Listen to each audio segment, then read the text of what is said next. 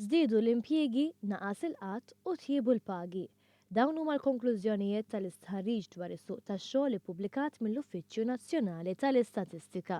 Skont din il-pubblikazzjoni sal-aħħar ta' Settembru kien hemm 189,600 persuna fis-suq tax-xogħol, żieda ta' 5,200 persuna fuq is-sena ta' qabel, kollha impjiegi full-time.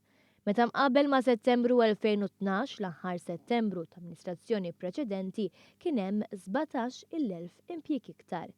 Il-maġġoranza assoluta tagħhom fis-settur privat u l-inħolqu fl-aħħar sentejn u nofs. L-aktar li benefikaw miż-żieda fl-impjiegi kienu n-nisa, tant li llum huma 52.8% in-nisa li għandhom impjieg. Żieda konsiderevoli meta mqabbel mal-45% fit-tmiem l-amministrazzjoni preċedenti.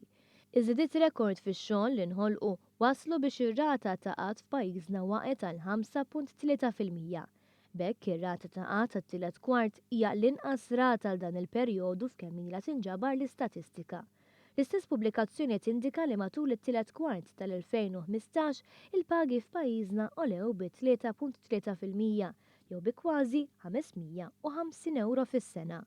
Il-kap tal-Oppożizzjoni ta' spiss jitkellem fuq qafsa fil-pagi, iżda l-istatistika wriet li fuq 3 snin kien hemm titjib ta' 1,100 euro fis-sena.